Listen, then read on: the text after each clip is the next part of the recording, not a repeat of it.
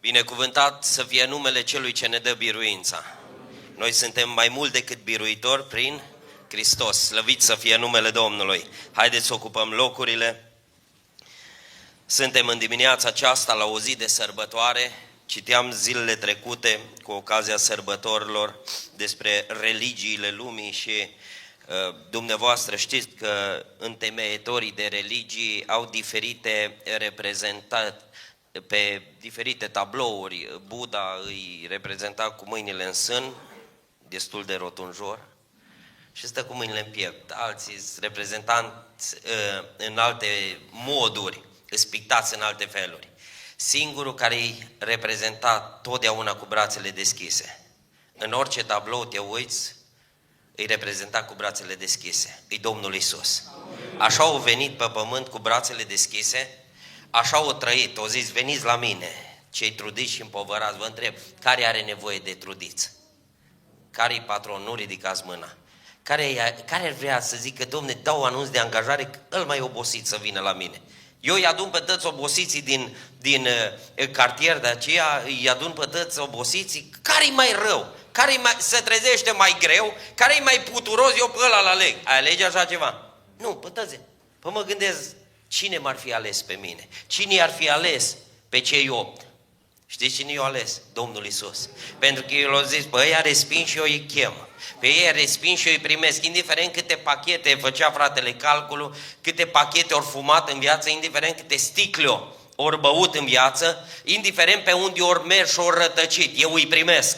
Și ziua aceasta la Betleem, Domnul cu brațele deschise. Așa au plecat de pe pământ cu brațele deschise, așa s-a înălțat la cer și așa va reveni cu brațele deschise ca să ne ia la El. Binecuvântat să fie numele Domnului. Suntem într-o zi de sărbătoare. Vreau să întreb: e cineva aceea care îl cheamă Toma? Măcar să știm cum discutăm, dacă avem de ferit sau să nu ne ferim. De fapt, e singura duminică în care poți vorbi de rău și nu ești pus la disciplină. Nu? Că de obicei te cheamă Onisim și nu-i bine. Dar acum în cultul penticostal putem vorbi de Toma de rău și nu ne cheamă nimeni să explicăm de ce l-am vorbit de rău. E ceva interesant aici, ea spune că Toma a zis geamăn. De ce i-or fi zis geamăn? Știți de ce? Că mai avea pe unul cu el, care era geamăn cu el. Dar o să vedeți că Toma nu a avut numai un geamăn, ci au fost mai mulți. O să vezi că zici: bă, parcă-i geamăn cu mine. Avem unele poze în care stăm cu unii în poze și vrem poza aia să o vadă toată lumea. De aia s-a înființat Facebook-ul, ca să te poți lăuda, nu? Și te arăți cu cine ai stat la masă, cu cine ai băut Coca-Cola, cu cine ai servit masa, nu? Dar sunt unele poze care le ai și zici: bă, asta să nu mi-o vadă. O bagi la finalul pozelor, cutiilor cu poze acolo jos, să nu ți-o vadă copiii, să nu vadă cu cine ai fost prieten în facultate, cu cine ai fost prieten în copilărie, să zică: bă, cu ăsta. Știți că poza cu Toma noi o băgăm jos acolo la scuteală, nu? Cumva să zică lumea: bă, tu ești necredincios, tu ești Toma necredinciosul, nu? Și n-ai vrea să vezi pozele astea. Dar să știți, în această zi aș vrea să vorbesc și mesajul din dimineața aceasta l-am intitulat Falimentul gemenilor. Pentru că nu numai Toma au avut faliment, și gemenii lui au avut faliment. În această zi cei 8 sunt îmbrăcați în haine albe pentru că Dumnezeu i-a ridicat din falimentul lor. Trebuia să spuneți toți amin. Dumnezeu i-a ridicat din falimentul lor. Eu sunt în ziua aceasta și predic cuvântul lui Dumnezeu, pentru că într-o zi Dumnezeu m-a ridicat din falimentul meu. Fiecare am avut falimentele noastre. Am avut momentele când am fost jos, când n-am mai știut pe unde. Toți ziceau: tu n-ai fost? Nu, n-am fost. De câți ani nu mai mergi la biserică? De câți ani te-ai lăsat de Dumnezeu? Toți am avut momente când n-am fi vrut să se pune întrebarea aceea care ne-a arătat falimentul. Dar să știți, cei mai binecuvântați oameni sunt oamenii pe care i-a ridicat Hristos din faliment. Nu care i-au dat ei din coate, care i-au zis: Domne, eu am o formulă, eu merg la un psiholog, mă ajută să ies din falimentul mental care l-am, din falimentul sentimental. Nu ăia cei mai binecuvântați, ci cei mai binecuvântați oameni Sunt aceia care în falimentul lor s-au întâlnit cu Hristos. Măriți să fie numele Domnului. Ăia n-or dat înapoi, o să vedem imediat. Ăia n-or întors spatele lui Hristos. Când s-au întâlnit cu adevărat cu Domnul, ăia au mers până la capăt, așa cum au cântat Ionuț și cum am cântat toată biserica. Să ne ajute Domnul să mergem cu El până la capăt. Binecuvântat să fie numele Domnului. Aș vrea să vedem cum arată oamenii pe care îi ridică Dumnezeu din faliment. Toți am avut momente și o să vă regăsiți, cel puțin o parte, dacă nu toți, în mesajul acesta. Nu știu cât durează, că azi dimineață pe la 6:30 m-am apucat de scris. Nu știu cât durează, dar oricum o să se gate și o să mergem acasă. O să servim masa de amiază. Dar știți ce aș vrea? Dincolo de mesaj, aș vrea să fie un cuvânt din partea lui Dumnezeu pentru sufletele noastre. Poate ai falimentul tău, care îl știe numai soția ta, sau poate nu îl știe. Poate îl știe soțul tău, sau poate nu îl știe. Dar să știi ceva, că Domnul te-a adus în locul acesta pentru că îți cunoaște falimentul. De aia a mers Domnul în odaia de sus să-i întâlnească. De aia a mers Domnul la Marea Tiberiadei, pentru că știa că acolo sunt oameni falimentari. Cum arată oamenii pe care Dumnezeu îi ridică din faliment? Primul lucru, oamenii pe care îi ridică Dumnezeu din faliment sunt oameni născuți din nou. Omul ridicat de Dumnezeu îi om născut din nou. Știi ce înseamnă să fii om născut din nou? Știi ce înseamnă să fii născut din nou? Avem fata mică, e soția aici cu mine și cu toți copiii, dar ăilalți sunt la școală duminicală. Dar asta mică, pentru că e născută nouă, n-are numai 3 luni. Domnul să o binecuvinteze. Mulțumesc. Asta mică are niște calități de bebeluș extraordinare. Știți ce face bebelușul? Care e născut din nou. Bebelușul, omul născut, care e născut nou, vine fără amprenta păcatului. Te uiți la el, te uiți la bebeluș și zici, ăsta îi venit din cer. Ăsta nu a avut contact cu lumea noastră a păcatului. Te uiți la el și zici, un om pur. Se vor uita oamenii la voi și știți ce trebuie să vadă de azi înainte? Dacă v-ați întâlnit cu Iisus și botezul în apă, intrarea în apă, demonstrează că voi v-ați întâlnit cu Iisus. De aia intrați în apă. Ca să arătați lumii că Dumnezeu v-a născut din nou. Veți fi de azi înainte urmăriți de cei din jurul vostru. Oamenii născuți din nou îs fără amprenta păcatului. Adică ori lăsa viața păcatului în spate. Te uiți la el și zici, ăsta e schimbat, o băut 2 litri cu mine pe zi bea. Am trecut pe aici, veneam din Vlaicu sau nu știu cum îi zice așa, veneam încoace și au văzut soția pe unul cu berea de 2 litri de dimineață. Zice, cum poate bea ăsta de dimineață atâta? Era cu un 2 litri, zice, și greu mănânci dimineața, apoi să bei. Și ăla n-avea nicio treabă, îi dădea înainte. Se va uita lumea și știi ce zice la omul născut din nou? Ăsta nu mai bea cu mine, ăsta e schimbat total. Păi de ce e schimbat? De ce vor zice oamenii de voi că sunteți schimbați? Și zice, că v-ați născut din nou. Dumnezeu v-a născut din nou. Pentru că sunt foarte mulți care aud de Dumnezeu, dar nu toți sunt născuți din nou. Zice, Domne, mie mi-a plăcut la voi la adunare. Îmi place, mai vine. Dar nu toți care intră în apa, bine ar fi toți care intră în apa botezului să fie născuți din nou. Dar sunt unii care renunță, unii care se duc înapoi. Ăia nu s-au întâlnit cu Dumnezeu. Ăia nu m-au auzit de Dumnezeu. Pentru că atunci când te întâlnești cu Dumnezeu, viața ta e schimbată radical. O zis Apostolul Petru, dumnezeiasca lui putere ne-a dăruit tot ceea ce privește viața. Și zice lumea, tu de ce nu mai fumezi? De când te-ai pocăit, de ce nu mai fumezi? Nu răspunde niciodată, că așa e la noi la pocăiți, noi nu fumăm. Nu așa e la noi la pocăiți, noi nu fumăm. Nu așa e la noi la pocăiți, noi nu bem. Și noi când ne-am întâlnit cu Hristos, noi nu mai avem nevoie de lumea din spate. Noi nu mai avem nevoie de lucrurile păcătoase ale lumii, pentru că dumnezeiasca lui putere ne-a dăruit tot ceea ce privește viața. Binecuvântat să fie numele Domnului. Un om născut din nou este omul acela care nu mai are amprenta păcatului, ci are amprenta vieții noi, a întâlnirii cu Dumnezeu. S-a întâlnit Domnul Iisus cu Nicodim în Ioan capitolul 3, cu versetul 3, și se uită, ăsta era bătrân, învățător al legii, și îi spune Domnul, zice, tu trebuie să te naști din nou. Și a zis, dar cum, eu bătrân și cu atâta școală? De aia sunt unii greu de născut din nou. Trebuie la unii cezariană.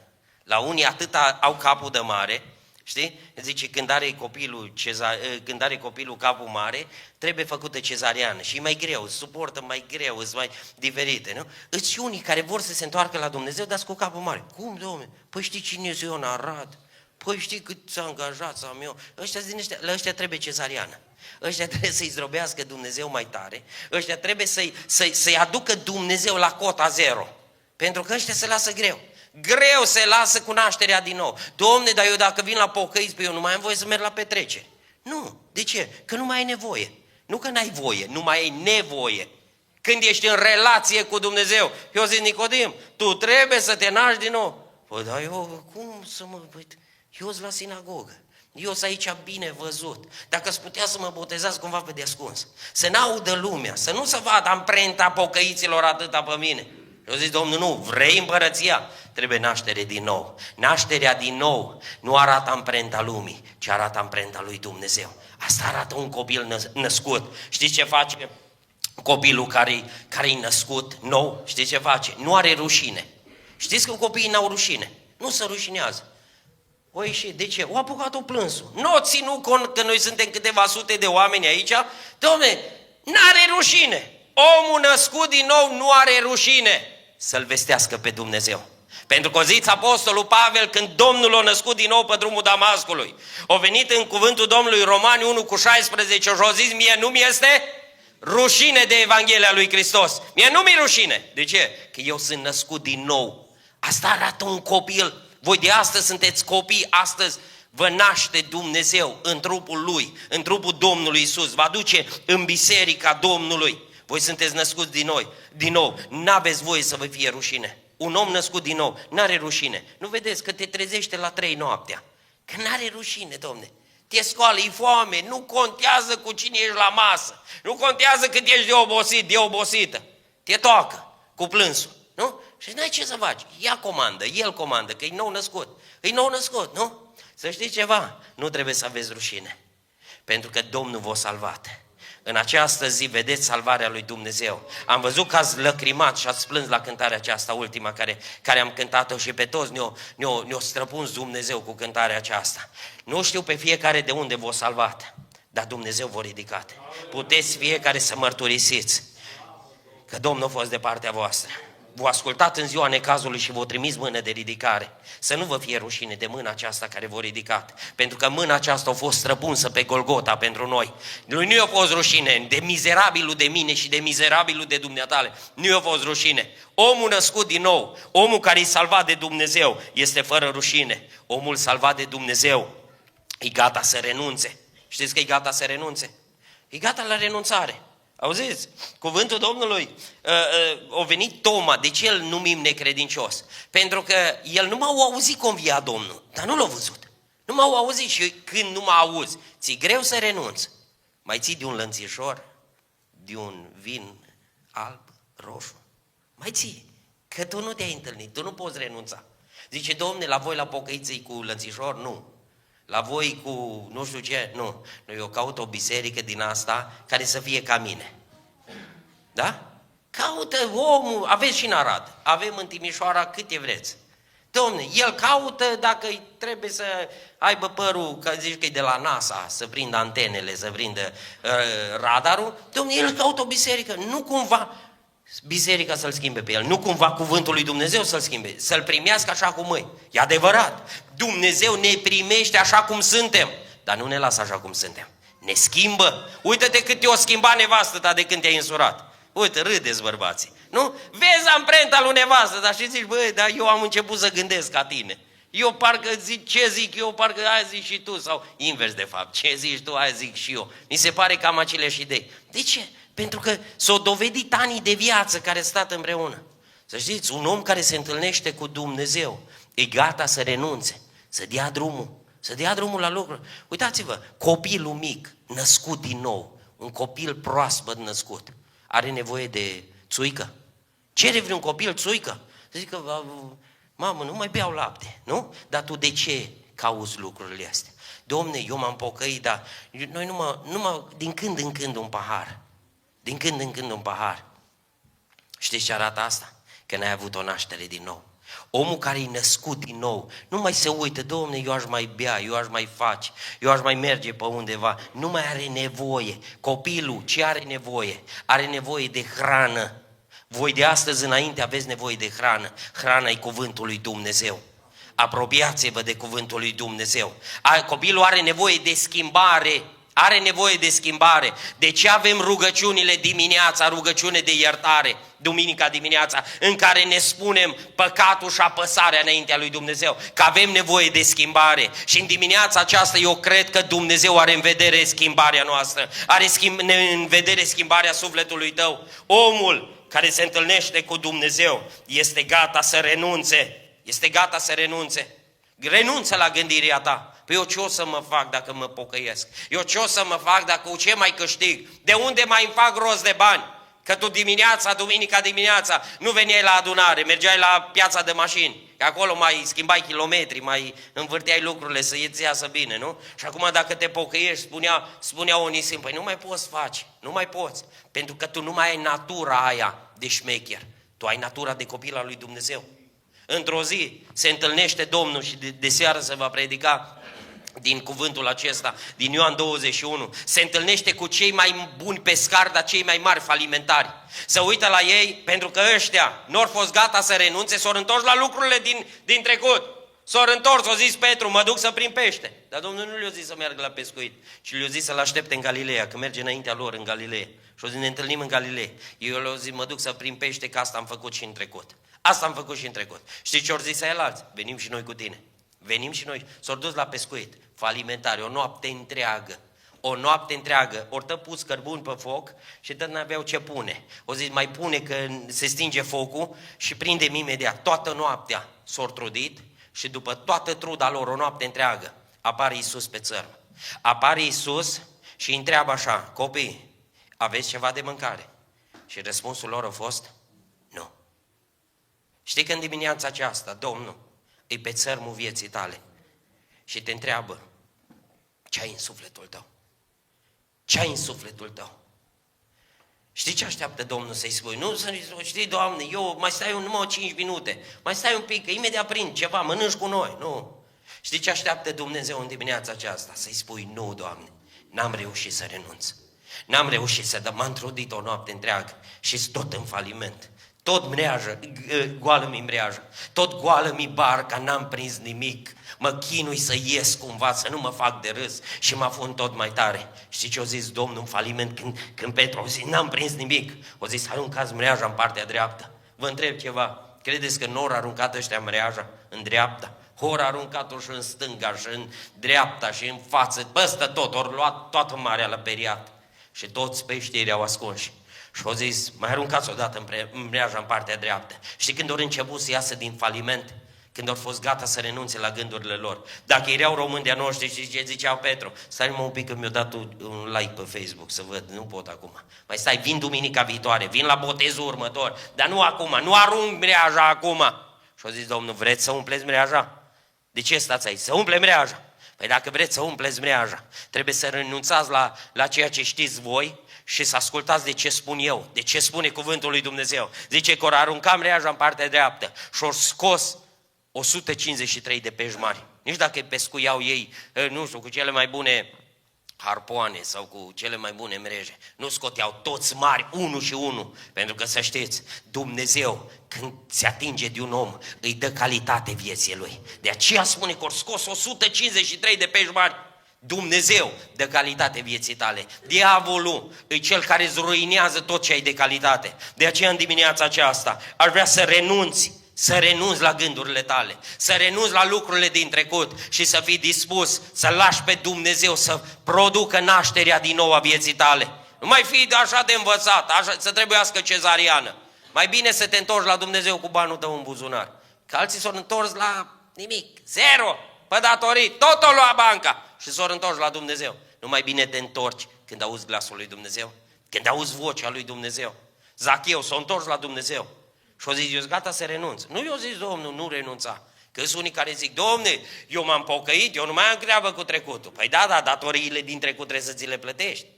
Sunt unii care zic și eu trag țeapă de 1.000.000, după aia mă pocăiesc, mă botez și gata, îs asigurat cu banii. Nu, Zacheu a zis așa, eu m-am pocăit, o intra mântuirea în casa mea. Păi dacă o intra mântuirea, tu ce poți rezolva? Trebuie să rezolvi. Dacă ai tras țepe în Arad, trebuie să mergi să le plătești. Trebuie să dai înapoi ce ai luat. Și o zis Zacheu, nu i-o zis Domnul. Dar nașterea din nou, vedeți ce produce? Produce lucrurile alea care trebuie schimbate. Nu trebuie să vină prorocul să-ți spună că trebuie să dai bani înapoi. Că Duhul lui Dumnezeu îți conștientizează sufletul, îți conștientizează viața, să rezolvi ceea ce trebuie rezolvat din trecut. Și o zis Zacheu, îi am pe toți pe listă. Că am avut tabel cu ei care veneau seara și mi-aduceau șpaga. Îmi aduceau 100 de euro, mi aduceau parfumurile. Îi am pe toți, la toți mă duc și le dau înapoi. Pe care i-am năpăstuit. Știi pe cine o năpăstuit cel mai tare? Pe sărac. Că săracul e mai ușor de năpăstuit. Să știți că bogatul greu de renunță la bani. Dar săracul să ajungă și el să rezolve problema, îi dă, Domne, nu te poți spune cu ăsta la vamă. Să știți, sunt lucruri care Dumnezeu așteaptă să le rezolvăm pentru că le putem rezolva noi. Dar sunt lucruri care nu le putem rezolva noi și le rezolvă Dumnezeu, da?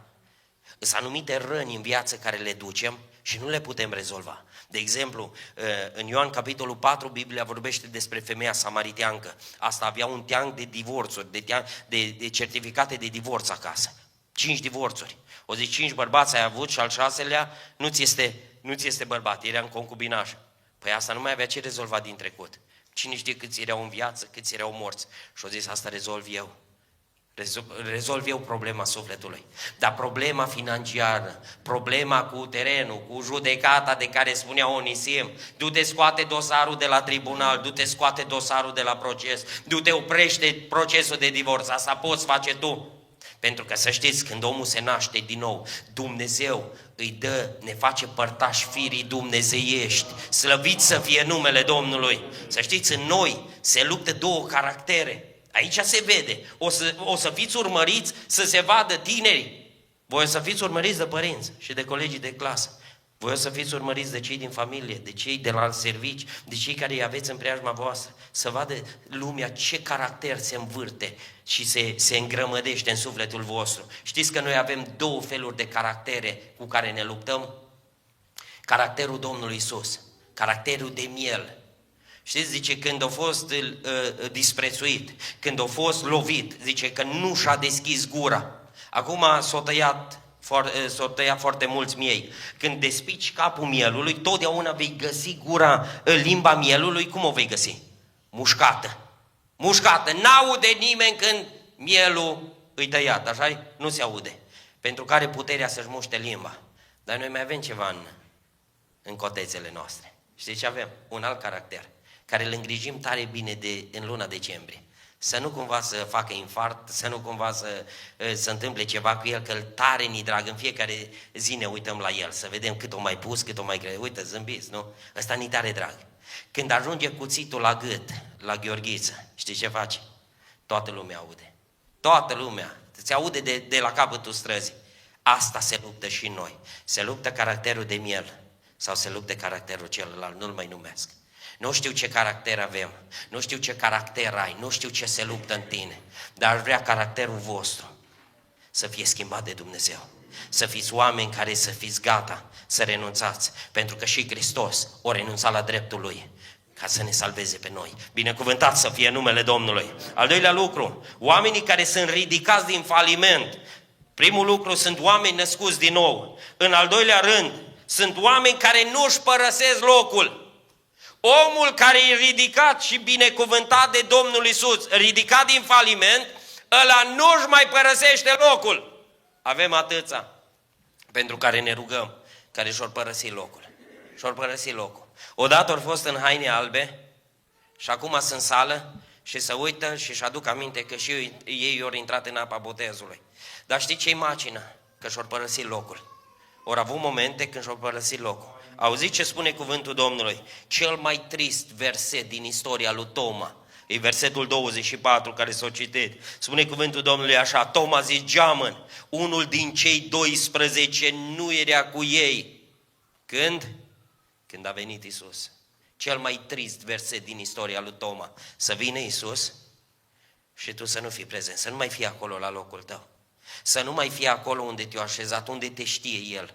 Că te știa cu ucenicii, te știa cu frații, te știa miercurea la rugăciune, te știa duminica la biserică, te știa lunea la studiu, te știa în fiecare zi. Și a venit Iisus și spune Biblia că Toma și-a părăsit locul. Să știți, oamenii care sunt reabilitați de Dumnezeu, ăia nu-și mai părăsesc locul. Toma odată și-a părăsit locul, dar a doua oară nu și l-a mai părăsit. A fost acolo. De ce? Că până atunci el își permitea să părăsească locul, că nu m-a auzise că învia Domnul. Dar când s-a întâlnit cu Domnul, a fost omul care nu și-a mai părăsit locul. Ce tragic! Să vină Domnul la masa Domnului, la Sfânta Împărtășanie, și tu să nu fii la locul unde te-a așezat Dumnezeu. Să-ți fi părăsit locul. Tragedia celor 5 fecioare din Matei 24, știți care au fost? S-au auzit strigarea, toate ori au auzit strigarea. Dar când s-a deschis ușa, nu ori mai fost 10 la ușă. Știți câte ori fost? Numai 5. Pentru că 5 mergeau la cumpărături. Pentru că, să știți, e o vreme în care trebuie să adunăm. Toate ori mergi la shopping deodată, la cumpăratul lei. Toate ori mers în aceeași zi împreună, cum merg surorile. Vii tu să ne cumpărăm câte o rochie. Nu mergi singură, nu? Îți aduni surorile și mergi la cumpărături. Apoi Dumnezeu știe când mai te întorci acasă. Dar ce e important? Că nu mergi singură. Ori mergi și ele, toate 10 ori mers împreună. Dar acolo la cumpărături s-au făcut diferența. Că unele ori zici tu, să luăm mai mult. Să punem mai mult că este și avem nevoie. Nu știm cât stăm la ușă, nu știm ce mai vine peste noi, dar noi să luăm, să adunăm. Alea la alte, știi cum ar fost? Du-te tu, dar nu mai cumpăr. La ce să cărăm? La ce să cărăm? Nu sunt taxiuri, nu avem mașini. La ce să luăm? Suficient. Avem în vas. Suficient. E plin vasul, pune-l ochi să fie până sus. Zice că celelalte ori luat și un de lemn în rezervă. Ori luat un de lemn rezervă să aibă acolo. Știți când s-a făcut diferența? Acum asta e la noi. Unii adună mult, unii vin numai la botez. Nu vă pun să ridicați mâna sus de când ați mai fost unii la biserică. Și ați venit numai la botez. Știi ce arată? Că tu ești suficient. Las că mai urmărim Credo TV. Alfa Omega. Îți bune și ele, dar când ești pe pat, nu când ești sănătos. Când ești bolnavă, îți bune Alfa Omega și Credo. Când nu poți veni la casa lui Dumnezeu. Când poți veni, vino și adună. Și a venit vremea când Dumnezeu a făcut diferența. Tu poți fi batjocoritor și să zici, la ce atât se roagă mama, atâta mere tata la biserică. Tu poți să fii batjocoritor, dar să știi ceva, vine vremea când se va auzi strigarea. Și vremea când se va auzi strigarea va face diferența. Ce am adunat și cât am adunat. Ce am adunat și cât am adunat. E ușor să mergi la o biserică ce are un singur program pe duminică, o oră jumate. Păi nici păstorul nu are treabă cu ei, nici ei nu au treabă cu păstorul. Merg acolo, mai bei un ceai, o cafă la intrare și e fain. Becuri stinse, liniștit, nu te trezește nimeni, stai liniștit. Din astea perfuzii spirituale. Da, mi-e puțin. Da. Știi ce ar trebui în vremea aceasta? E o vreme când putem să strângem. E o vreme când putem să adunăm relație cu Dumnezeu, părtășie cu Biserica Domnului.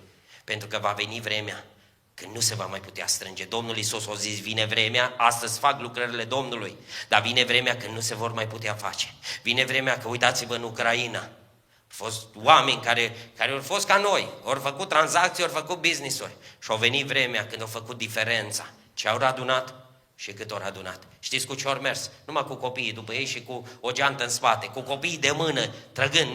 N-or luat nici covoarele, n-or luat nici bibelourile, n-or putut să ia nimic, nici măcar soția ministrului care a ieșit cu 6 valize de dolari, nu le-a putut lua cu ea. De ce? Că le-au oprit la vamă. E o vreme, dragii mei, în care trebuie să adunăm.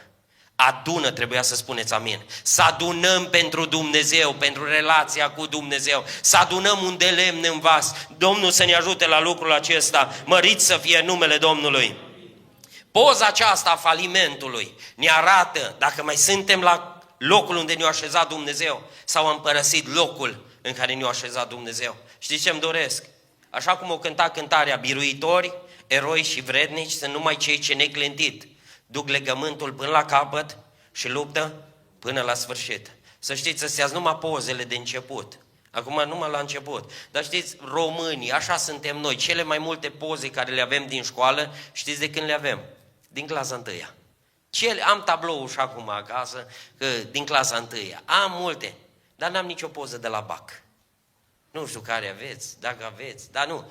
Românul își pupă cel mai mult copilul în clasa 1, în prima zi de școală. Mere bună, sa bună, maică sa și ia liber de la lucru. La BAC, care mai meresc cu copiii? Du-te că ești mare, ești cât, nu mai zic că ce animal, nu? Îi spui, ești cât un tank. Du-te singur, du-te singur. Să știți ceva, Dumnezeu pozele adevărate nu le face în ziua botezului. Știți unde le face? La finale. Când ajungem la capătul drumului, când ajungem în ceruri, aia e poza adevărată. Vă aduceți aminte pe pereții școlilor și a liceelor, erau acolo tablouri cu promoțiile, da? Și erau cei care au gătat liceul și bacul și erau pusă poza acolo. Nu toți care au ajuns în clasa 1 au ajuns și în clasa 12, că mulți au rămas repetenți, cei mai mulți s-au lăsat de școală și puțini au mai ajuns la bac. Frumos ar fi să spun că toți care au intrat în apa botezului vor ajunge la destinație. Dar să ajungi la destinație nu depinde de Dumnezeu. De Dumnezeu depinde astăzi că ți-o schimba viața și ți-o dat un drum nou, o binecuvântare nouă. Dar ca să ajungeți la final și să ajungem la final fiecare dintre noi, depinde de noi să rămânem acolo unde ne-a așezat Dumnezeu. Să rămânem în locul acela, nu să vină Domnul și tu să fii absent. E un cuvânt frumos care face o diferență extraordinară în Ioan 20, la învierea Domnului, versetul 10 și versetul 11. Spune cuvântul Domnului că au ajuns Petru și Ioan la mormânt, ori intra repede, s-au uitat înăuntru și spune versetul 10. Apoi ucenicii s-au întors acasă. Cum au fost la biserică? Fain, mă, mi-a plăcut. Când mai e biserică, duminică, bun, mai vedem. S-au întors acasă, sarmale, supă, ProTV. Cam ăsta e ciclu. Ce mai zic de Ucraina? Cam ăsta e ciclu. Și auziți ce discrepanță între versetul 10 și versetul 11. Oameni care rămân acolo unde i-a așezat Dumnezeu, ei acolo rămân. Zice acum, așa, după ce ăștia aleargă, nu vii la masă, hai tu la masă. Nu vin, eu mai stau aceea. Eu rămân, nu vii cu noi, nu vin cu voi. Ăștia au alergat repede la mormânt, dar repede au alergat și să plece de la masă. De la mormânt, la masă. Frații mei, este o categorie de oameni care repede intră în apa botezului. Domne, după ce s-au botezat, e gata, mută munții, cumpără, vinde, e gata să își dea averea bisericii, să slujească în fiecare zi. Știți până când? Până vine viermele mic și îl mușcă la rădăcină. Ca și curcubetele lui Iona. A fost fericit Iona, climă, aer condiționat, toți se topeau de căldură, el la climă, la răcoare și a trimis Dumnezeu un vierme. O să vină și o să îngăduie Dumnezeu diferite încercări peste voi ca să vă testeze. O zis, azi ai fost la climă, mâine nu o să mai fie climă. O trimis și o mușcat, o înțăpat curcubetele la rădăcină, viermele l-au mușcat. Și zice că în următoarea noapte, într-o singură noapte, curcubetele s-au uscat. Știți că acolo erau doi uscați? Nu numai curcubetele. Știți cine era uscat acolo? Și Iona. Iona era și el uscat, doi uscați, supărați amândoi. Ăsta nu mai era o plantă, nu mai putea da climă, dar Iona era uscat de supărare. Nu știu, aveți la Betleem, este cineva aici care e supărat? Supărat că lui nu i s-a făcut nu știu ce, că el nu a ajuns nu știu ce. Și el odată a fost mare om al lui Dumnezeu. Dar nu a stat acolo unde l-a așezat Dumnezeu. O avut o clipă când o zis, eu nu mai stau, eu nu mai slujesc, păi știi ce mi s-a făcut mie? Știi ce curcubete am avut eu? Știi cum mă priveau frații pe mine? Și auziți diferența a omului lui Dumnezeu. Zice, dar Maria ședea afară lângă mormânt și plângea. Nu și-a părăsit locul.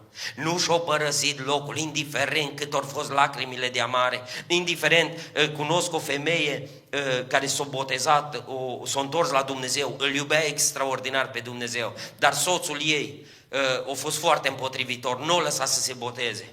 Și într-o duminică, când o plecat de acasă, o ieșit în fața ei, el era tractorist, avea tractoare, se ocupa cu agricultura și tot i-o zis, nu mai te du la adunare, o băteau, o jigneau, o făceau toate felurile. Și într-o duminică pregătită de adunare, se iasă din casă, când au văzut-o că s-a îmbrăcat, o mers și-a luat o găleată de ulei ars de tractor. Și când a ieșit femeia asta din casă, o mers și-a aruncat găleata pe ea. Și toată a făcut-o cu ulei din cap până în picioare. Și-a zis, nu intri înăuntru, o scos afară pe ușă. Așa te duci la pocăiți. Te duci la adunare. Așa a ieșit femeia asta din casă. Plângea, și-a plecat la adunare, curgea uleiul pe ea. În drum spre adunare, a întâlnit o soră ce stătea cu casa spre biserică. Și-a zis, ce-i cu tine? Zice, uite cum arăt, o aruncat ulei pe mine și m-a trimis la adunare. O zis, hai în casă, te schimbi, s-a schimbat, dar nu l-a părăsit pe Dumnezeu. S-a dus în continuare la adunare. Dumnezeu i-a făcut mari promisiuni și a zis, nu da înapoi, că eu sunt cu tine. Femeia aceasta o sta lângă Dumnezeu. Într-o dimineață, când s-a trezit, soțul ei era mort lângă ea. A făcut infart. Eu zis, dacă tu mergi la pocăit și te botezi, eu vin și te bag cu capul sub apă și pe tine și pe popa ăla vostru de la pocăiți. Pe amândoi vă scufund sub apă. Era un om teribil de rău. Dar într-o noapte, omul ăsta a făcut infart. Și s-a trezit dimineața, nevastă sa și el era mort lângă ea. După ce l-a îngropat, s-a organizat botez și a mers și a intrat în apa botezului femeia aceasta. Și s-a apropiat de Dumnezeu. A rămas lângă Dumnezeu. Vreau să vă spun în dimineața aceasta, nu știu ce lacrimi vor apărea în viața voastră. Am văzut că ați plâns și astăzi. Și nu-i rău să plângi. Pentru că spunea Spurgeon că cel mai bine îl vezi pe Dumnezeu prin lacrimi. Cel mai bine îl vezi pe Dumnezeu prin lacrimi. Dacă ne lipsește ceva nou în vremea aceasta, știți ce ne lipsește? Puterea să plângem înaintea lui Dumnezeu. Dar să știți, cele mai mari minuni și binecuvântări au fost în vremea lacrimilor. Cele mai curate mesaje care le-am primit din partea lui Dumnezeu au fost nu când am fost la amvon, nu când am fost la masă, ci când am fost trântit la pământ. Atunci l-am auzit cel mai bine pe Dumnezeu. Atunci l-am văzut cel mai bine. Atunci te poți lega cel mai bine de Dumnezeu. În vremea lacrimilor. O venit Maria și ea stătea acolo, nu și-o părăsit locul. Pentru că omul reabilitat de Dumnezeu, care o plâns la picioarele Domnului, care i-o șters picioarele cu părul ei, aia nu pleacă ușor. Că aia știe de unde a ridicat-o Dumnezeu. Știe ce a făcut Dumnezeu pentru ea. Și-o stat acolo. Și apare Domnul Iisus și îi spune, femeie, de ce plângi? Și se uită femeia și îi spune, Doamne, l-or lua pe Domnul meu. Nu eu zic, l-or lua pe Mântuitor, pe Iisus, l-or lua pe Domnul meu. Uitați-vă ce relație profundă între omul născut din nou și Domnul Iisus. O zis, ăsta nu-i un galilean, ăsta e Domnul meu. Dar o spus ceva, l-o confundat cu grădinarul și o zis, Domnule, dacă l-ai luat, spune-mi unde l-ai dus și mă duc să-l iau. Unde l-ai pus? Știți ce înseamnă asta pe românește? Frații mei, eu am fost la sute, nu știu, 1000 de mormântări, poate mai mult, nici nu le-am numărat. În mormântări am fost cât o cuprins. Vă spun ceva, nici dacă mă plăteai cu oricât, nu mergeam să iau un mort singur. N-aș fi mers să iau un mort în spate. Asta nu o zis, mergem, îl luăm împreună, mă ajut și tu ții de picioare, eu de mâini. O zis, dacă l-ai luat, știți ce eu zis? Dacă l-ai furat. Noi zicem, auzi, nu știi, a fost cineva pe aici, nu mai îmi găsesc portofelul, nu mai îmi găsesc geaca. Domne, suntem foarte așa, avem grijă de cuvinte. Nu, eu zic direct, dacă l-ai furat, domne, l-ai furat? Păi cum să-i spui la om că te dă în judecată?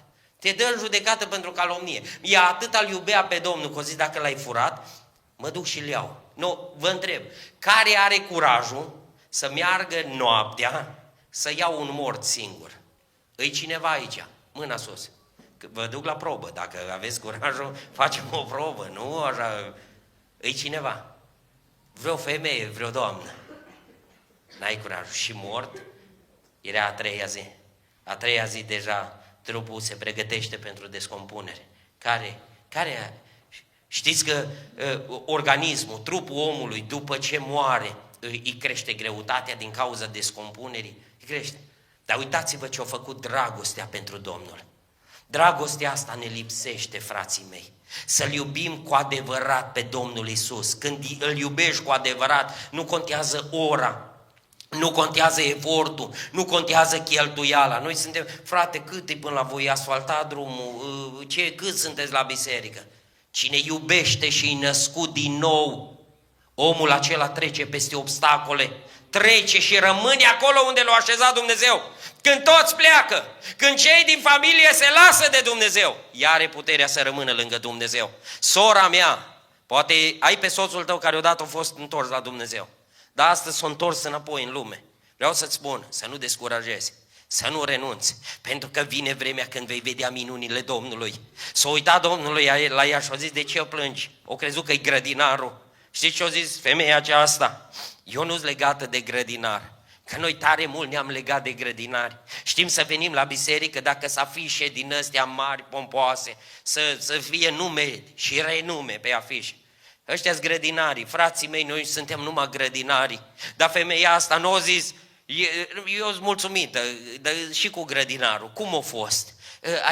Ce ai simțit pe aici prin grădină? Nu a început să povestească cu grădinarul, nu și-a legat inima de grădinar. Eu zis, eu îl caut pe Iisus. Bucuria nu ți-o dă niciun predicator. Bucuria care ai pierdut-o nu ți-o dă niciun cântăreț. Bucuria și relația aia care ai avut odată cu Dumnezeu, când te-o iertat, când te-o primit, nu ți-o dă nimeni decât Dumnezeu. De aceea în dimineața aceasta leagă-ți inima de Dumnezeu. Legați-vă inima de Dumnezeu, că vine vremea când mulți grădinari vor vrea să vă înșele. Mulți vă vor spune să renunțați. Nu renunțați, pentru că vine vremea când El va șterge orice lacrimă din obraz, când va lua suferința și durerea noastră, se va sfârși. Când îți legi inima de Dumnezeu, Dumnezeu începe să-ți mângâie inima. S-a uitat la ea și a zis, femeie, tu ai avut vreme când toți s-au părăsit, când toți s-au plecat din grădină, ori veni repede și ori și plecat repede. Avem din ăștia, foarte rapid, și la venire și la plecare. Dar oamenii lui Dumnezeu sunt oamenii care nu se grăbesc. Ei au timp, vin primii și pleacă ultimii. Pentru că să știți, bucuriile alea care le dă Dumnezeu când tu ai răbdare nu se compară cu nimic. Mângâierea aceea s-a uitat la ea și a zis, Marie. În momentul ăla toată ființa ei a început să vibreze, pentru că a strigat-o pe nume. Când tu ai răbdare și rămâi acolo unde te-a așezat Dumnezeu, Dumnezeu te va striga pe nume. Dumnezeu va striga problema ta pe nume. Când toți renunță la tine, când toți renunță la Dumnezeu, tu fii omul care să rămâi acolo unde te-a așezat Dumnezeu. Să spui, da, am avut bărbatul nepocăit, un bețivan, copiii au fost nepocăiți, dar eu am stat lângă Dumnezeu. Avem o tânără la biserică, s-a botezat anul trecut, singura din familie de pocăiți. O venit la noi la tineret într-o luni seara, Dumnezeu i-a mișcat inima și fata aceasta a început să-L caute pe Dumnezeu. Și-a venit, am stat de multe ori de vorbă cu ea, o zis, părinții mei nu mă lasă să mă pocăiesc, nu mă lasă să mă botez. Dar zice, le-am zis că pot să mă omoare, să-mi facă orice. Eu nu mă las de Dumnezeu. Eu vreau să mă întorc la Dumnezeu. Dumnezeu a mișcat ființa ei și a dat o naștere din nou deosebită. Și cu lacrimi n-o că venit și a intrat în apa botezului. Am întrebat-o acum 2 săptămâni, am întâlnit-o la ieșirea din biserică și i-am zis, cum ești? Și a zis fata aceasta, a zis, părinții sunt tot așa, foarte împotrivitori. Părinții ei n-au aflat, ori văzut-o schimbată, dar n-au aflat că i-au intrat în apa botezului. Dar au zis, și dacă vor afla, nu mă interesează ce se va întâmpla. Eu nu mă las de Dumnezeu. Pentru că atunci, când tu rămâi acolo unde te-a așezat Dumnezeu, Dumnezeu va începe reabilitarea sufletului tău. Va începe ridicarea ființei tale, ridicarea casei tale. Ar vrea să vă spun ultimul lucru, cum arată un om care e ridicat de Dumnezeu din faliment. Omul acela mai are ceva deosebit. Omul acela va merge cu Domnul până la capăt. Omul ridicat din faliment, născut din nou, schimbat de Dumnezeu, ăla va merge cu Domnul până la capăt. Când s-a întâlnit Toma cu Domnul, nu mai zis, eu nu mai pot veni, că am magazinul, trebuie să deschid, eu nu pot veni dimineața, că atunci fac bani mai mulți. Nu, o dat totul la o parte și a fost gata să se pună la dispoziția lui Dumnezeu. Sunt foarte mulți în vremea aceasta care au fost în casa lui Dumnezeu și au uitat să meargă cu Domnul până la capăt. Simt și cred că sunt suflete în locul acesta care au răni din cauza că au întors spatele lui Dumnezeu, că au crezut că mizeria diavolului ambalată frumos va fi fericire și nu a fost. Și cu sufletele goale, cu sufletele rănite. Și au întrebarea, pe mine mă mai iartă Dumnezeu, pe mine mă mai primește Dumnezeu. Dacă ești în dimineața asta, în locul acesta, îi semn că Dumnezeu te primește. Îi semn că Dumnezeu vrea să ridice starea ta, vrea să ridice sufletul tău. Acum 2 săptămâni am predicat la priveghiul unei tinere de 23 de ani, undeva în centrul țării. O tânără crescută în biserică, o tânără care promitea mult, care a stat în casa lui Dumnezeu. Pe la 19 ani aproximativ, un băiat din lume s-a împrietenit cu el. Ce-a făcut? S-a îndrăgostit de grădinar în loc să se îndrăgostească de Domnul, fata aceasta. Și-a plecat cu el. O crezut că-i zmeul din lume, o crezut că-i făt frumos, o crezut că o să fie cea mai fericită. Și acum o lună de zile o aflat că are cancer la 23 de ani. S-a întors înapoi la părinți și a zis: am cancer. Ori dus-o părinții de urgență la Cluj, ori internat-o, ori încercat să facă tot ce a fost posibil pentru ea. Și doctorii i-au zis: nu se mai poate face nimic. Nu se mai poate face absolut nimic. Și-au dus-o la spital și acolo a și murit la 23 de ani. Pentru că într-o zi cineva o strigat-o de afară și inima ei nu era legată de grădinar, nu era legată de Domnul, era legată de grădinar. În vremea aceasta poate te gândești că starea ta nu mai poate reabilita nimeni. Vreau să-ți spun că Dumnezeu este Cel care iubește ființa ta. Chiar dacă tu nu l-ai iubit așa cum te-a iubit El. Spune cuvântul Domnului că El i-a iubit pe toți care i-au întors spatele. Zice că i-a iubit pe ai săi și i-a iubit până unde? Până la capăt. Până la capăt. V-am spus mai devreme că noi facem multe poze și v-am văzut că ați făcut poze la intrare. Dar îmi doresc să ne întâlnim toți la poza finală, în ceruri, în împărăția lui Dumnezeu.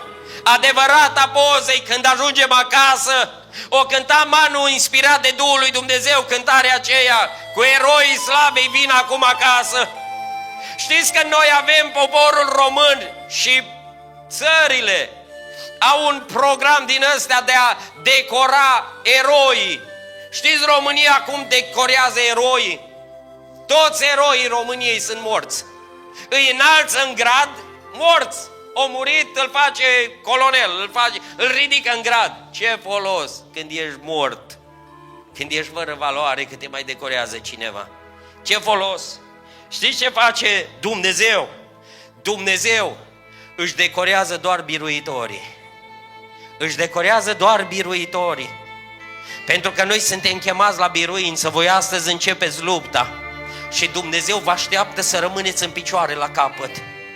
O zis apostolul Pavel din temnița Romei, o zis: Timotei, eu sunt gata să fiu turnat ca o jertfă de băutură și clipa plecării mele este aproape. Dar o zis: eu nu sunt mort, ci eu lupt pentru Dumnezeu. Eu am luptat pentru Dumnezeu. Și o zis: Timotei, mă așteaptă ceva în împărăția lui Dumnezeu, pentru că n-am fost înfrânt și am rămas în picioare. O zis: mă așteaptă cununa pe care mi-o va da în ziua aceea judecătorul cel drept. Și nu numai mie, ci și tuturor celor ce vor fi iubit venirea Lui. Îți spun ceva, poate ai luptat în vremea aceasta și de ani de zile te lupți să arăți că ești cineva în Arad, că ești o personalitate, ești un om de vază.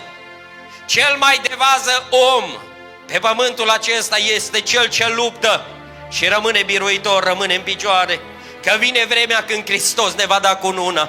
Vă spun ceva sincer, toată viața m-am dorit în școală să iau premiul întâi. N-am fost de 10 niciodată. M-am luptat să ajung și eu la o coroniță armărâtă din aia, ce să vezi deja, mi-o doream tare mult. Să am și eu pe cap măcar o dată, să am o cunună din aia de flori pe cap. Și când se decorau premianții, eu mă uitam la ei și n-aveam. Am crescut, deși mi-am dorit cununa aceea. Am crescut, uite unii zâmbiți că ați avut cunune din astea. Ați avut. Vă întreb, câți le mai aveți? Vreo cunună mai aveți acasă din alea care le-ați luat? Niciuna. Când am crescut și l-am cunoscut pe Dumnezeu și am citit că Dumnezeu are câte o cunună pentru fiecare, i-am zis: Doamne, vreau să lupt cu toată inima. Că n-am purtat pe capul acesta niciodată nicio cunună, n-am avut nicio cunună pe cap. Dar vreau să primesc prima cunună din mâna Ta. La capătul alergării să rămân biruitor, să rămân în picioare și să primesc pe cap cununa. Cea mai importantă cunună care o puteți primi în viață e din mâna lui Dumnezeu. Poate ați fost premianți, poate ați fost de nota 10. Dumnezeu așteaptă să fiți biruitori și să rămâneți în picioare, pentru că Dumnezeu ne așteaptă cu răsplătirea, pentru că Dumnezeu ne așteaptă cu cununa. Am văzut un videoclip cu ani în urmă despre un veteran de-a nostru de război care avea 100 de ani și a fost premiat că a luptat în al doilea război mondial. Și statul român, nu vă spun ce președinte era atunci, l-a dus la Cotroceni pe bătrân, abia se ținea pe picioare. Și au zis, vrem ca un semn de mulțumire, vrem să vă dăm ceva. Și bătrânul se uita și aștepta să primească ceva din mâna lor. Și ăștia i-au dat la bătrân, la om care a luptat, care o răbdat foame, care o răbdat pericol, care a fost cuprins de teamă, care a luptat pentru România. O primit din partea lor o stemă, o steluță. Nu a fost de aur, o fi fost de pleu, poate și ruginită un pic. Și 100 de lei. Și o zis să din partea statului român. Că așa știe statul român să-și decoreze biruitorii cu 100 de lei și cu o steluță de tablă. Vreau să-ți spun ceva, că Dumnezeu decorează biruitorii Lui, El cu mâna Lui. El ne șterge lacrima și El ne va pune cununa pe cap. Sunt oameni, am întâlnit oameni care au zis, eu o să ajung în cer după mine să se închidă ușa și după colț acolo, după ușă. Numai să fiu și eu acolo. Cât de departe, dar să fiu și eu acolo în cer. Vreau să-ți spun că Dumnezeu nu decorează după ușă. Dumnezeu nu decorează așa pe de ascuns, te bagă, niciodată nu o să vezi la Jocurile Olimpice că îi cheamă să le pună medalia de aur pe gât după ușă. Nu, totdeauna îi va chema în față. Astăzi sunteți în față. Mai aveți un loc rezervat în față. Știți unde? În ceruri. La marea sărbătoare. Locul acela ai pregătit și pentru tine. Locul acela ai pregătit pentru sufletul tău. Tu care spui că Dumnezeu pe tine nu te mai iartă, că pe tine Dumnezeu nu te mai ridică. Îți vezi falimentul sufletului tău. Îți spun în această zi, Dumnezeu te iubește, Dumnezeu te primește, Dumnezeu te iartă, pentru că iertarea este în mâna lui Dumnezeu. Haideți să ne ridicăm pe picioare. I-am zis la Manu să pregătească să cântăm o cântare, că vreau să facem o rugăciune înaintea Domnului. Vreau să ne rugăm și pentru cei 8, dar vreau să ne mai rugăm pentru gemenii lui Toma, care ești în dimineața asta în locul acesta, e geamăn cu Toma. I-am zis să pregătească cântarea care spune: m-ai regăsit când eu, pierdut în lume, mă răstigneam pe altarele de lut, când prăbușit zăceam a neputință, când faptele fărâme m-au făcut. Refrenul cântării spune: tu m-ai cules din pulbere cu haruți, ca să mă îmbraci cu dragostea dintâi, și mi-ai șoptit, tu ești mărgăritarul, în dragostea mea de-a pururi să rămâi. Haideți să cântăm din cântarea aceasta. Aleluia! Aleluia! Zăceam a neputință, când faptele țărână m-au făcut. Tu m-ai cules din pulbere cu harul, ca să mă îmbraci cu dragostea din tâi, și mi-ai șoptit, tu ești mărgăritarul, în dragostea mea pururi să rămâi.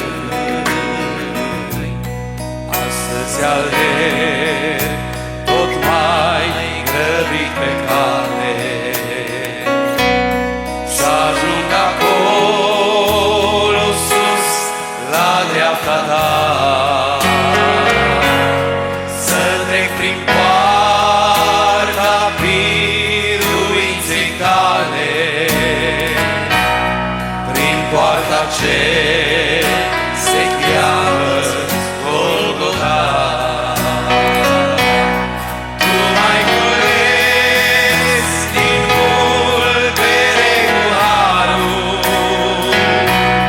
ca să mă îmbraci cu dragostea din tâi, și mi-ai șoptit, tu ești mărgăritarul,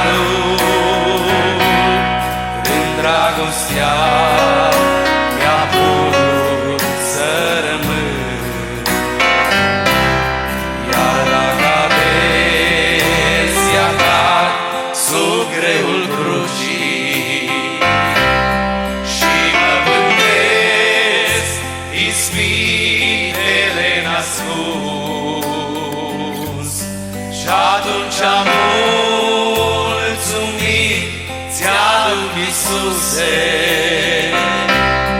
căci harul Tău îmi este îndeajuns. Tu m-ai cules din pulbere cu harul, ca să mă îmbraci cu dragostea din și mi-ai șoptit, Tu ești mărgăritarul, în dragostea mea pururi să rămân. Tu m-ai cules, Tu m-ai cules din pulbere cu harul, ca să mă îmbraci cu dragostea din și mi-ai șoptit, Tu ești mărgăritarul, în dragostea mea pururi să rămân.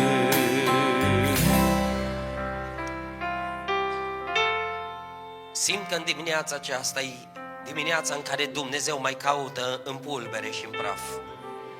Dacă te simți falimentar, să știi că e dimineața în care Dumnezeu schimbă falimentul în biruință. O zis Toma către Domnul, Domnul meu și Dumnezeul meu. Ăsta era un strigă de dor după Domnul. Știu, tânără și tânăr, bărbatule care ești aici și care odată ai fost în casa lui Dumnezeu, știu că în tine e un dor care strigă Domnul meu și Dumnezeul meu.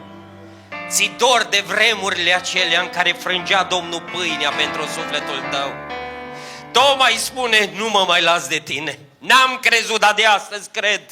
De astăzi mă ridic și lupt și merg înainte. Știți cum a murit Toma? Știți cum a murit? A murit undeva în nordul Indiei. Când biserica primară s-a despărțit și s-a împrăștiat în lume pentru a aduce Evanghelia, Toma o ales să meargă în India. A ajuns undeva în nordul Indiei și a murit ca martir, dar a murit într-un mod atât de interesant. A murit străpuns ca Domnul Iisus. O zis, vreau să văd coasta ta. Știți de ce o întrebat de coastă? Pentru că coasta străpunsă se putea vedea numai dacă ai mers până la cruce. Dacă l-ai părăsit pe Domnul pe drum, nu vedeai coasta străpunsă. Dar o zis, eu știu ce am văzut la cruce, eu vreau să văd coasta lui, că a mers cu el până la cruce, până la capăt a mers cu el. Și Toma ajunge să moară în nordul Indiei străpuns, cu o suliță în coastă. Așa a murit, așa și-a dat viața. Ar vrea în timpul cântării, dacă îi cineva în locul acesta, nu vreau să te simți obligat, dar simt că dimineața aceasta e dimineața în care Domnul vrea să ridice sufletul tău. Dacă ai nevoie și vrei să ne rugăm împreună, de acolo de unde ești, fă un pas și vină în față să ne rugăm împreună cu slujitorii bisericii. Ne vom ruga și crede în eliberarea care o dă Dumnezeu. Crede în iertarea care o dă Dumnezeu. Indiferent ce ai făcut și pe unde ai umblat, Dumnezeu te iartă. Dumnezeu te primește în dimineața aceasta. Aleluia! Aleluia! Prin sângele curs de